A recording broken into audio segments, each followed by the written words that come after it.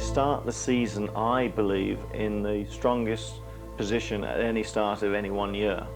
Myself, mentally, physically, being focused, the car, we know the car, we've got a similar engine, we've got the same gearbox.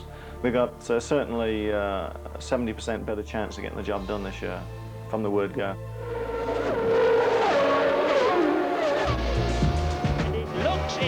It looks like being another famous victory for Red 5, Nigel Mansell. And Mansell crosses the line to take the checkered flag. Mansell weaving this way and that way.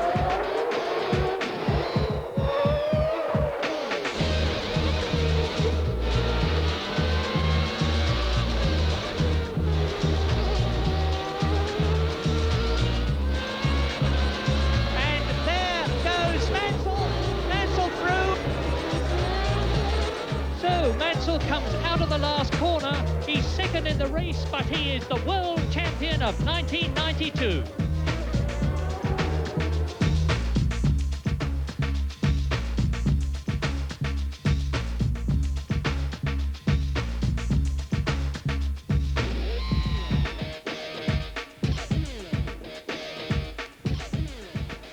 Well, here we are in the Isle of Man in your lovely home, 24 hours later. You've been world champion for a day. Has it sunk in? No, I don't think it has, Murray, and I don't think it will for a little bit of time yet. Obviously, that's with you being here, it means something. So I'm not quite sure what. Well, I'm sure this has sunk in. You have now joined an elite band. You're one of the 7 British world champions, and amongst the greatest never to have won. I know, that's fantastic, and I'd like to say this, that I think, we win in the World Championship. I feel as though I won it a little bit for Stirling too. 1, 2, 3 o'clock, 4 o'clock, rock. 5, 6, 7 o'clock, 8 o'clock, rock. 9, 10, 11 o'clock, 12 o'clock, rock. We're gonna rock around the clock tonight. Put your glad rags on, join me home, have some fun when the clock strikes. Already, Stirling Moss, number 7, is ahead. Second is Jack Brabham, number 8. He's trying to hold Moss. He can't afford to let him go. Moss is going like a dream. The others are struggling already.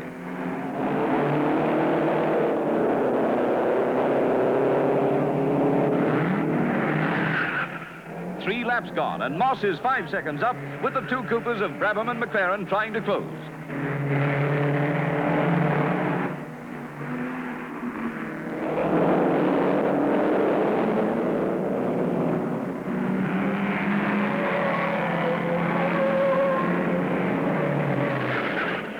But now the order's changed. Brabham leads with McLaren second. What's happened to Moss? That lucky 7 Cooper is out of the race already.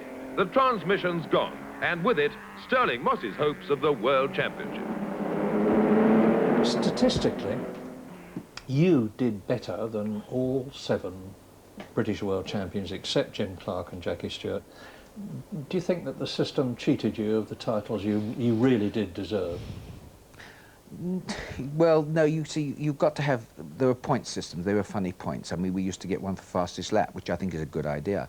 I lost one year for half a point, another one for 1 point, for different reasons. And at the time I was heartbroken, I can tell you. I mean, I really did think that I should have had the title. I can now look back and feel, well, I didn't get it, and it doesn't worry me, because now Nigel's got out of my little patch. I'm now, hopefully people will say, well, he was the driver who should have got it, who didn't. Well, Nigel was still in there. He was another one, so it was 2 of us sharing it. No, I don't think I was cheated. I think that it was just one of those things. You have to have rules, and the rules weren't the way that they should be for me.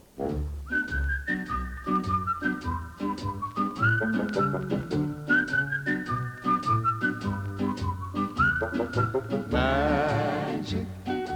Casablanca, October 1958. A vital day for Mike Hawthorne and for his great rival, Stirling Moss. Under the blazing African sun, they begin the most important race of their lives, the Morocco Grand Prix. The next 2 hours will decide the World Driving Championship of 1958. I'll never forget. Straight into the lead roars Moss in the number 8 Vanwall. He must win, and he must drive the fastest lap to have any chance of the titles.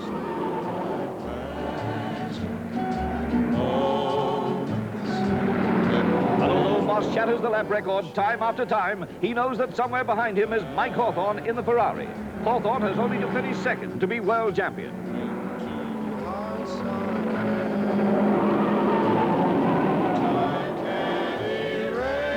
Speeds reach more than 140 miles an hour, and as car after car falls out, Hawthorne jumps into that all-important second place behind Moss. And when the cars streak past the finishing line, it's Moss first and Hawthorne second.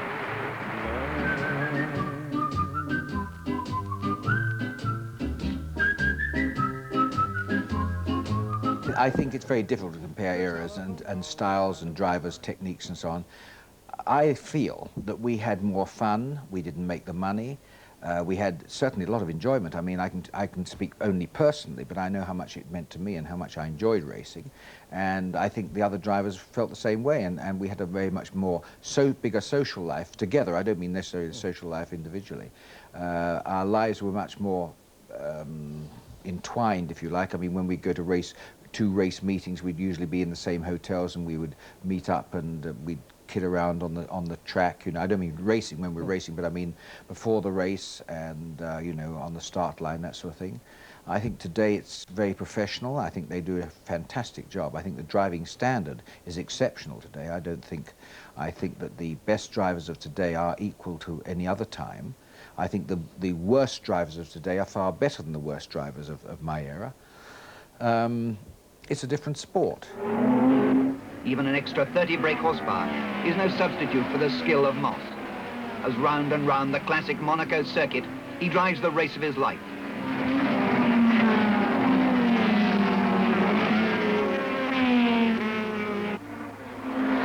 The top of Saint-Devote.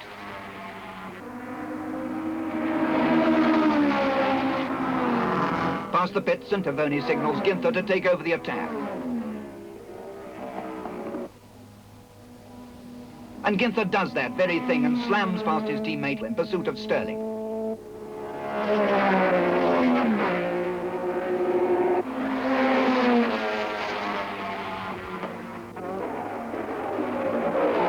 But Rob Walker has a signal ready, and Moss gets the gem on gear.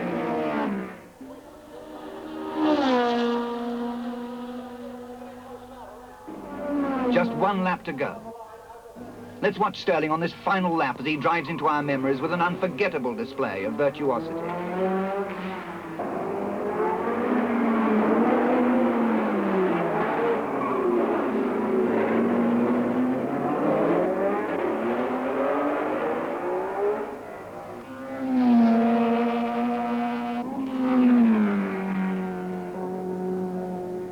The crowds wait to acclaim him, and the flag falls for Stirling Moss to mark his third victory in the Monaco Grand Prix, a feat no other driver has accomplished.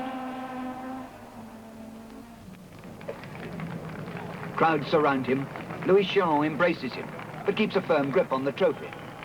Ginther has a well-earned drink, and while Stirling goes off on his lap of honor, Chiron goes off with his trophy for next year's race.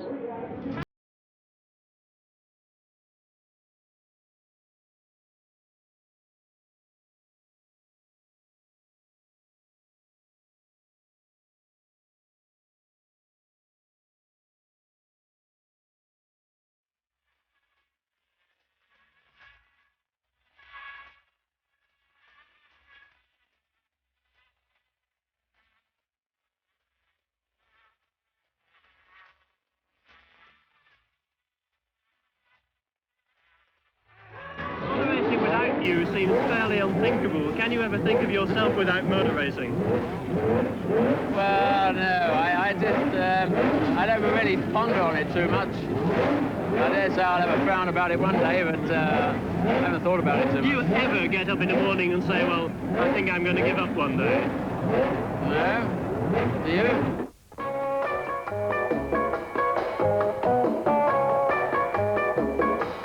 Entusiasmo desbordante para el 7º Gran Premio de México en el Autódromo de la Magdalena Mixhuca.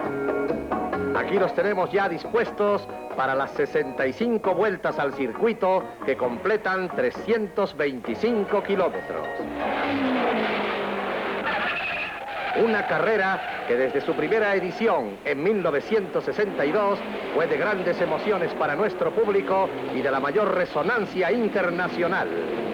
Pero el gran duelo se estableció entre el inglés Graham Hill y el escocés Jackie Stewart. Una vieja rivalidad histórica que encontraba su reflejo sobre la pista de la Magdalena Michuca.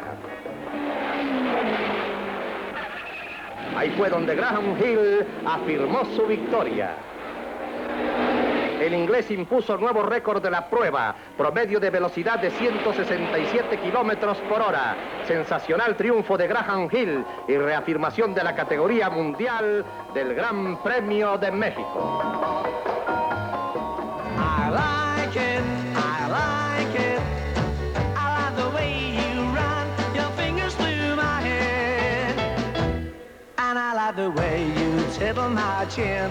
And I like the way you let me come in when your mama ain't. And off they go, into the gasworks turn.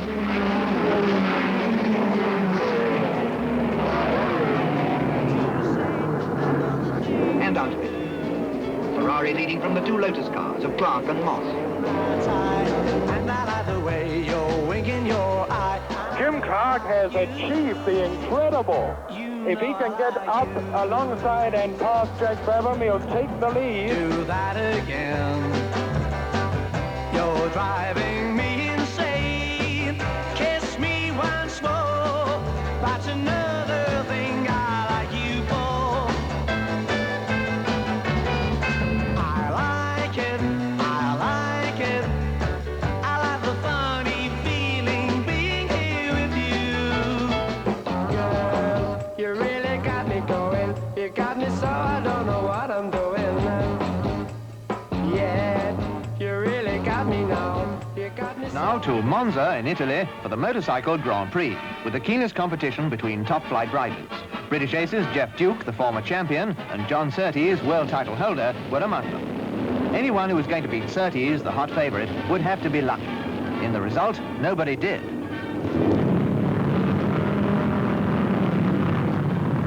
Surtees, number 2, raced to victory in both 350 and 500cc events.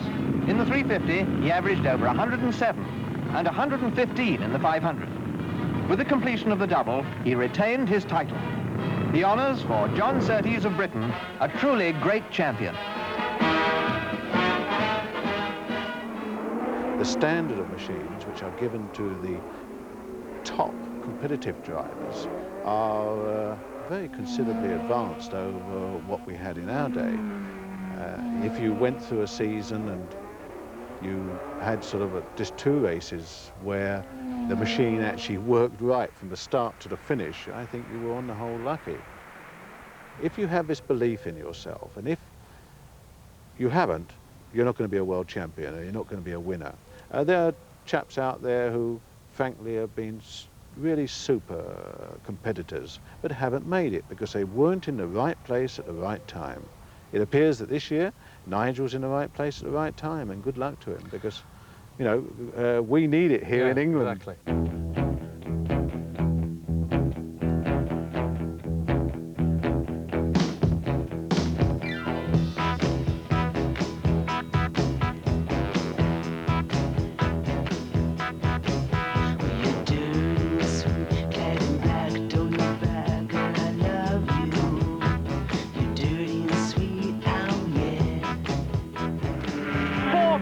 Virtually together, and down to the parabolica they come.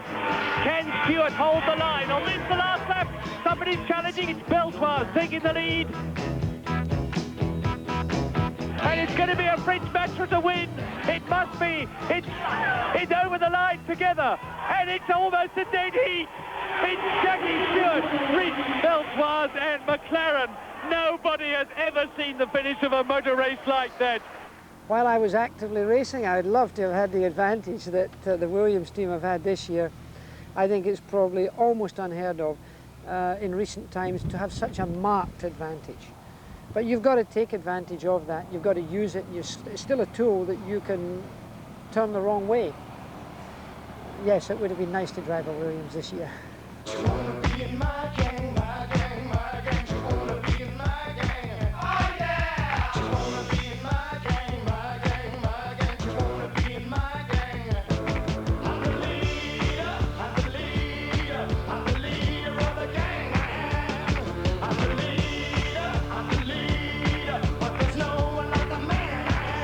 That the Tyrrell, in fact, has it on the fastest section of the course. He's closing right up.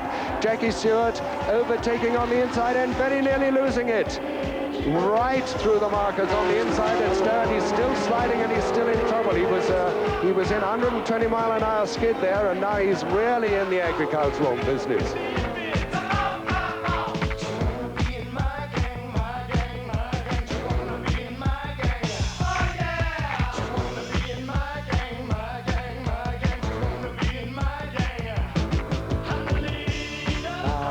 Flat out to the checkered flag, and Jackie Stewart's 27th Grand Prix victory in the German Grand Prix from his teammate Francois Sever. Money, money, money, must be funny in the rich man's world. Money, money, money, always sunny. Well, it's not as daunting as I thought it would be. What one's got to realise is that we're all human beings, and if one remembers that fact, we all start with the same physical advantages and/or handicaps, and therefore there's no reason on paper why they should be better apart from their advantage and experience. It's a rich man's world. A man like that is hard to find, but I can't get him off my mind. Ain't it sad? And if he happens to be free, I bet he wouldn't fancy me. That's too bad. So I must leave. I'll have to go to Las Vegas or Monaco and win a fortune in a game. My life will never be the same. When I won the World Championship, it made me an even better driver. It gave me a renewed and sort of ultimate confidence, and I was really completely and utterly on top of the job. And I certainly drove better in 1977, the year after I won the championship, than I did in 76. I was pretty inspired in 76, but in 77 I was really in command and I didn't have a lot of luck. So that was the case, and also didn't have the benefit of the car working too well. And that of course can happen to anybody, and very frequently does. Not many people win back-to-back championships, but it ups the drive. It gives you the confidence. And the other thing is that winning is like a drug, and once you get used to it, it's really nice, right? And you just want to do it more. Into Woodcote, the last time, the chicane. The victory clenched fist, and James Hunt crosses the line to win the British Grand Prix.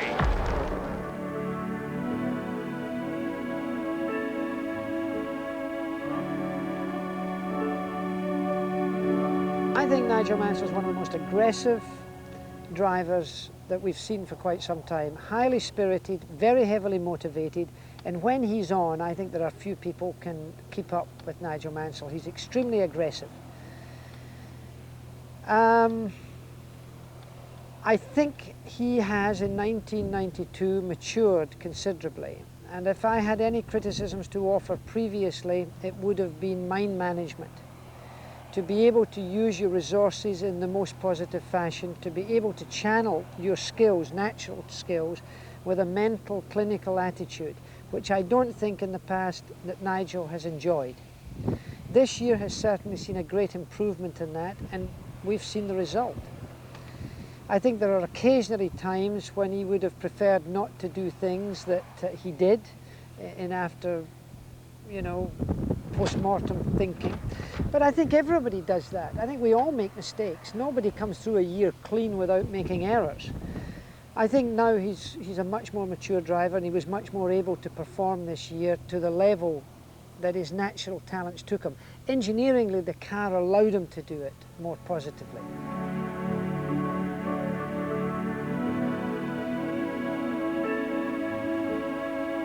Because he is so aggressive on the circuit, you cannot take away the fact that you would have to rate Nigel always as a threat, the same as you would Jim Clark or Jackie Stewart, because you know, they were real triers. You know, Jackie is different to Jimmy, and Jim is different to Nigel, but the fact is just the same. They were, when they were in the car, complete professionals.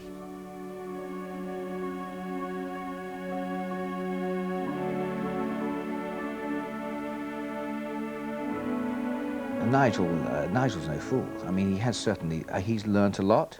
I think he's still got quite a lot that he can learn if he continues. I think he's made a few rather errors, if you like, of unprofessional errors, if you like. I think he has learnt and he can learn more. I'm just interested to see how much he can put back into the sport, having won the title. I think that's very important to our sport, which I still think is the greatest sport there is. I think that Nigel can help it an enormous amount if he wishes to, by the way he acts.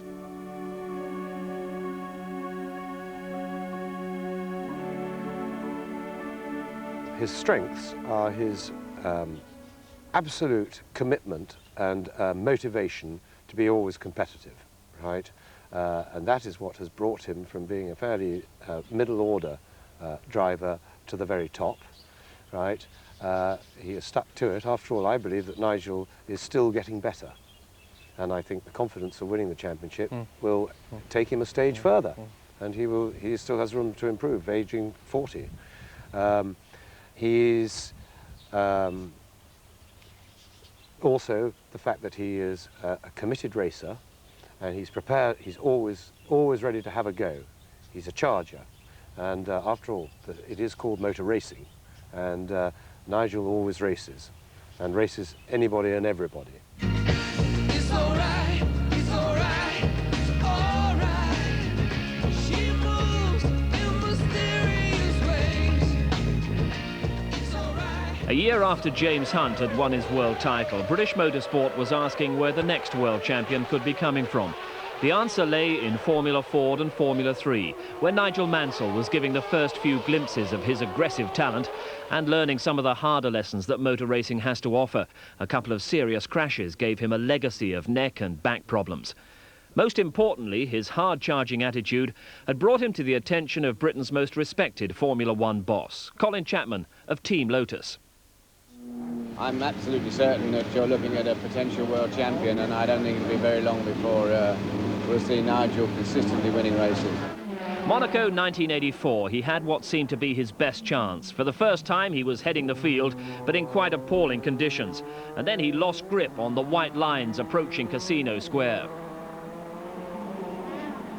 And off goes Nigel Mansell. Now look at this. His wings damaged. That's going to affect his downforce. Poor Nigel Mansell. He's done so well up till then, and I think that was a mistake of inexperience. It's very difficult. When you lead a Grand Prix for the first time, it's very easy to make mistakes. I've never driven in those conditions, and normally if we were testing or even qualifying, I doubt very much that you'd have one car out there. You have many, many seasoned drivers, and including myself, that I feel I was penalised beyond any belief in my own book, because I feel I drove a very good race, and I did make a small error, but that error was about 3 inches on a piece of white on the road with no grip, and the conditions were so severe that even a good driver cannot get it back. You know, you're just in trouble. That first Grand Prix win would continue to elude him all season, but it wasn't for want of trying. In the heat of Dallas, he pushed the car and himself to the extremes of exhaustion. The reward, 6th place. His talent, though, had been recognised. Frank Williams had taken Keke Rosberg to the World Championship in 1982, and once again the team was looking among the strongest in Formula One. Williams appreciated what Mansell could contribute, not only as regards his driving skills, but from the patriotic point of view as well. Personally, I've always wanted to have a British driver, ideally 2 British drivers in the team. There aren't so many to go around. The circumstances don't always allow you to have your choice of drivers when you want them. But talking about Nigel, I'm very excited also because he has great natural talent. It's manifest in the way he is extremely quick around tight street circuits, wet circuits, which both require great car control. And the package that we have got with Rosberg, with Nigel, could be a very powerful one and an enjoyable one. And Mansell was duly impressive. Twice in the early part of that 1985 season, he qualified on the front row, both times alongside a certain Ayrton Senna. But on a famous autumn afternoon at Brands Hatch, he finally delivered, overtaking Senna en route to victory in the Grand Prix of Europe. The anxiety of his father in the pit lane matched that of the huge Brands Hatch crowd.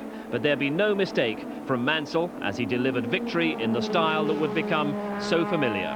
And now he comes out of clearways and takes the checkered flag, and Nigel Mansell has won the Shell Oils Grand Prix of Europe.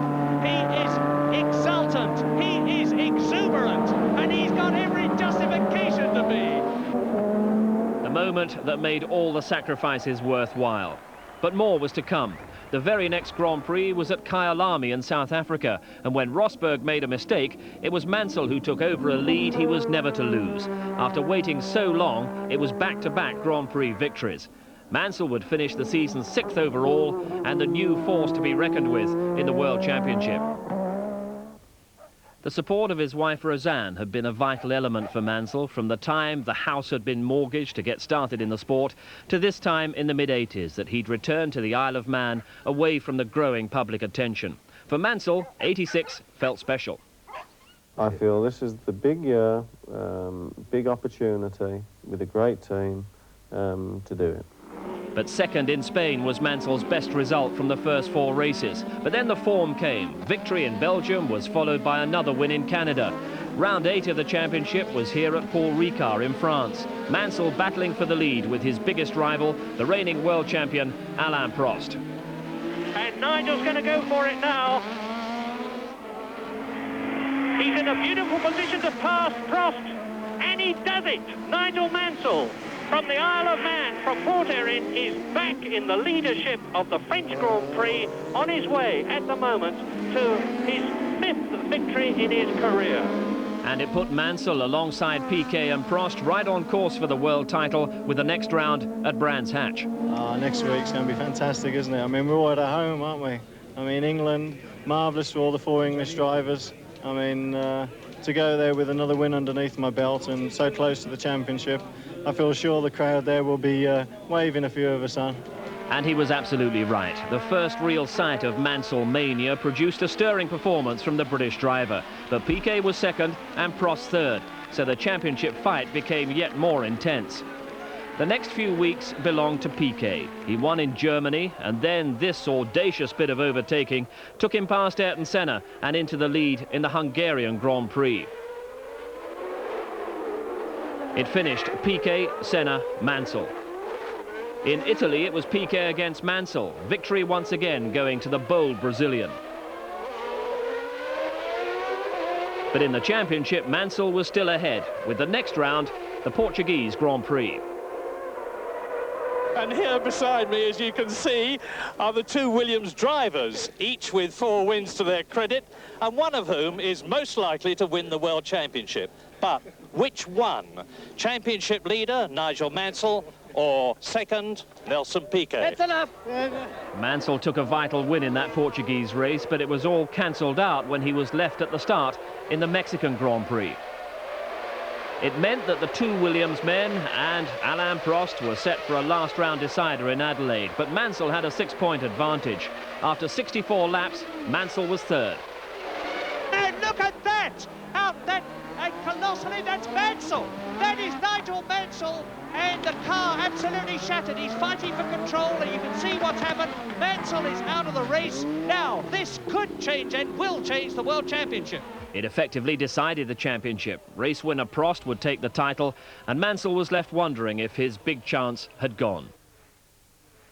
His popularity with the sporting public was undeniable. Sports Personality of the Year, 1986, and that support made him determined to deliver the title. But 87 was another very tough year. In Belgium, his rivalry with Senna grew more intense. But Silverstone was a scene of celebration again as Mansell dived inside his teammate Piquet for a famous victory. And Mansell's through. He'd already won in San Marino and France, and when this British Grand Prix victory was followed up by another win in the German Grand Prix, Mansell's title challenge was back on course again. But then the gremlin struck once more, this time in the shape of that flying wheel nut, which ended another victorious-looking drive in the Hungarian Grand Prix. As the wheel worked loose, so did Mansell's renewed grip on the championship. With typical guts, he won again in Austria, Spain and Mexico before his season finished for good in Japan. The injuries that Mansell suffered there ruled him out of the race and the subsequent Australian Grand Prix and handed the title to his Williams teammate Nelson Piquet. As Prost and Senna did battle for the 1988 title, Mansell's thoughts were clearly elsewhere. He was without a win in '88 and looking for new challenges, indeed the ultimate challenge, Ferrari. Even before the death of Enzo Ferrari the previous year, the notorious political wrangling at Maranello had been at its height. There was a lack of confidence about the new car, and the expectations of the Italian fans could not be satisfied. Out of all this confusion came an extraordinary debut victory. No one expected the Ferrari to finish in Brazil, let alone this. Nigel Mansell, 13 times a Grand Prix winner. All of them for the Williams team, which he left last year, and he's right on the gearbox of Prost's car now. When they get to the straight, Mansell can slingshot out of Alain Prost's slipstream, which he's doing now at the end of the straight, going into the Curva Sol. Mansell and Ferrari winners in Brazil, a victory that seemed to indicate that the great Italian team were back and the domination of McLaren was broken. Mansell was an Italian hero, a status he was never to lose, even though the rest of the season didn't live up to the start. The exception was in Hungary, where one of the boldest of overtaking manoeuvres took him past Ayrton Senna and on to victory. If the win in Brazil had been among Mansell's most unexpected, this was one of the bravest. His light-hearted mood was disguising a 1990 season that was not providing much encouragement either for Mansell or Ferrari. In the first half of the season, there have been only 2 top 3 finishes, one of them provided by this stunning battle in Mexico with Gerhard Berger. For the 1990 season, Mansell's honeymoon period at Ferrari seemed to end with the arrival of Prost. But in Mexico, he proved that he was still capable of producing the kind of drive that earned him the Italian nickname Il Leone. As we ride with Gerhard Berger on the last lap of the Mexican Grand Prix with Alain Prost seemingly going to win it and Mansell going round the outside. Incredible! Equally surprising was his announcement at Silverstone shortly after problems had forced him out of the British Grand Prix. Mansell announced he was to quit the sport at the end of the season. It might well be that I could be in Formula 1 another 10 years and never win the championship. And I've always maintained that I'm only in Formula 1 to go for the championship. And I know what the ingredients are to actually try and go for it. And it just hasn't come my way. And I just can't get myself in a position where I feel that I can have a good, fair chance at the championship. And therefore, I've always said I'm not there to make the numbers up. Anyone else can do that. But by the start of the 1991 season, the decision was reversed. Mansell would be back, and back with Williams. Was there a basic plan for the World Championship? Did you say that if we do this, we'll get it in 1991 or we'll get it in 1992? How did it happen? Well, the thing that is so nice for me sitting here talking to you is that you're at both press conferences when I unretired and started the first year. And I said to the world's press and your good self, be patient. The first 3 or 4 races are going to be wild cards because we had a new car, a new gearbox, new engine, and not to expect too much. Unfortunately, that proved correct too. We didn't finish the first few races. But then later on, the potential started to come through. And I said that it's a 2-year plan, and it'll be the second year that really the championship would come to fruition. I think in 1991, if it wasn't for Williams, there wouldn't have been a World Championship. It would have been a total domination walkover. And, you know, people say, well, you've done the same in 92. Well, I would say, with all due respect, really, I disagree. And that is because, historically, I think McLaren's in one year won 15 out of the 16 races. We have only won 8, they have won 3. We can't even equal what they've done in the past. It's just that Nigel Mansell, Williams, Renault and Elf came off the starting blocks at the beginning of this year, which I said we had because of the winter testing we had. We were ready from the word go, and no other team was. So we capitalised right from the beginning. And that's where championships are won or lost. If you can come off the first few races with some good points, you're in with a good shout. Nigel, looking back on your career, the thing that I find tremendously interesting is that you were with Lotus from 1980 to 1984, but it wasn't until you joined Williams that you really came good. Now, what was it, or what was it that didn't happen at Lotus that resulted you not being as successful there? Well, that's quite easy to say. I mean, Colin Chapman saw something in me that he hadn't seen in someone else for a long time, and he signed me up for 5 years, or he wanted to. Did he? Yes. But what happened at Lotus is as simple as this. Unfortunately, the early departure of this life that Colin left me in the wilderness. And I would suggest that if Colin hadn't have departed from this life, that the chances are I would have won the World Championship a long time ago, because he gave me support like I never found before. And if you like, it took until 86 to start getting the real support that I sort of had with Colin from the start. The most memorable television shot I think I've ever seen in my life was you in Australia when that tyre blew and lost you the World Championship. Then in Japan you went off and hurt your back and had to leave. So you might well have lost the championships in those 2 years for that reason. How do you cope with disappointment like that? In 86, you know, I was a real contender, and obviously when the tyre went, that was the biggest disappointment. In 87, I didn't feel as though I was a real contender, although I was there pushing my teammate. And I say this is because I saw where all the support was going. And no problems. I mean, Nelson was signed on as the outright #1, and you know, he demanded a lot, and I was still thought of then very much as a #2 anyway. So, but that championship year finished in absolute agony for me, which took me, from the injury point of view, it probably took me a better part of 9 months to recover. Cast your mind back to the Ferrari years now, 89 and 90. Quite incredible. You join a new team, an Italian team. Win the first race. You win the Brazilian Grand Prix, which was your first Grand Prix with the team. You become the darling of the Tifosi, Il Leone. Looking back on those years... They got good judgment. Well, but looking back on those 2 years, Nigel, how do you see them? Happy years? 89 was fantastic, no question about it, and we worked very hard. The car was not at its best, and the engine certainly wasn't. And 90, for a very short period of time, wasn't too bad, but then a lot of people started to leave or get fired, shall we say, and there was a disturbing influence in the team, which I won't mention because might well be I might be driving with him. But no, I mean 91 was terrible. But you know, I think everybody. Sorry, 90 was terrible, but everybody knows the ultimate story. What happened after that? Well, now, well, you always have been, in the sense of your life, a lucky man. You have a lovely wife. You have 3 super children. You have fantastic homes. You have wealth, but you haven't always had these things. What on the way up? Hang on, Murray. We didn't have anything. No, what I say, what on the way up has been your motivation? I mean, for some people it's striving for success, for other people it's for fame, wealth, family security. What was pushing you? Well, what was pushing me was to be the best of the best, because I had to, because I couldn't buy anything. You know, I mean, it was quite funny when I was coming up through my career. Everyone used to say, well, how much money have you got? Well, it's quite easy. I didn't have any. They said, well, go away then, half the time. I said, well, hang on, well, I'm better than what you've got. And you have to sell yourself, and you have to make yourself better than the best at that time, because if you didn't, you wouldn't get the drive.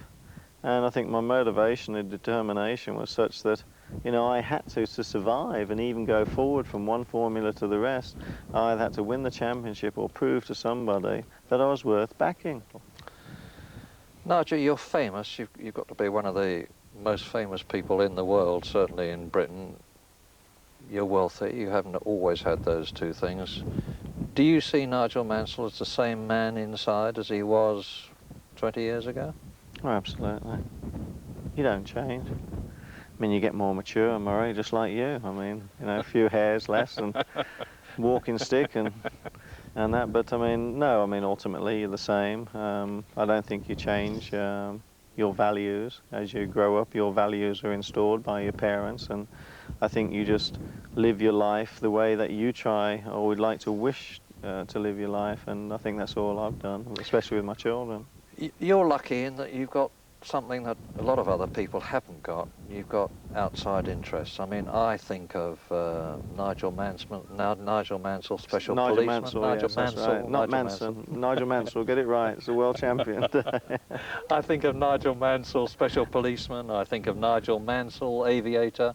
I think of Nigel Mansell, golfer. You are able, when you need to turn off and think of and do something else, aren't you?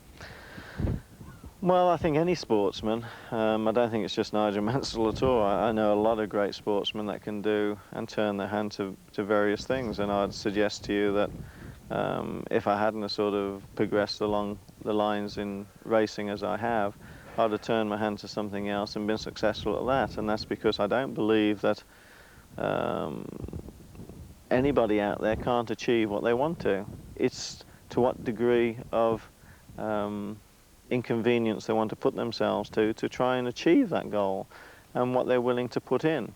Because I think in a lot of sport you only get out what you put in, and I've seen a lot of good drivers over the years never make the grade, and the reason they've never made the grade is because of themselves, nothing else. Now, I'm talking to you 24 hours almost exactly after you became world champion, but you've still got the whole of the rest of your life in front of you. What's it going to mean? I mean, what are you going to be doing from now on? Well, like next year, for instance? Well, the first part of the question, it's fantastic. It's, you know, it can't be taken away from you, and I mean, think for my children especially, and when I get as old as you, Murray, to be able to look back and thank you for that. look at things, it will be tremendous. But I mean, in an ideal world, I'd like to defend it next year with the same team, with the same comfort zones and understanding I've had with the team, and I feel that that can be achieved. And I'm just waiting now for Frank basically to come back and say, right, you know, let's do it, and we'll do it. It's as simple as that. And when the racing stops? When the racing stops, I will turn my hand to golf. I shall work very hard for 1 or 2 years, dedicate my whole life to that, and my family especially. The golf will fit in between the family commitments, and see how good I can get, because then I can get myself ready for the 50s tour. So I've got plenty of time. Thank you very much for so much of your time on such an important day. Nigel Mansell, world champion.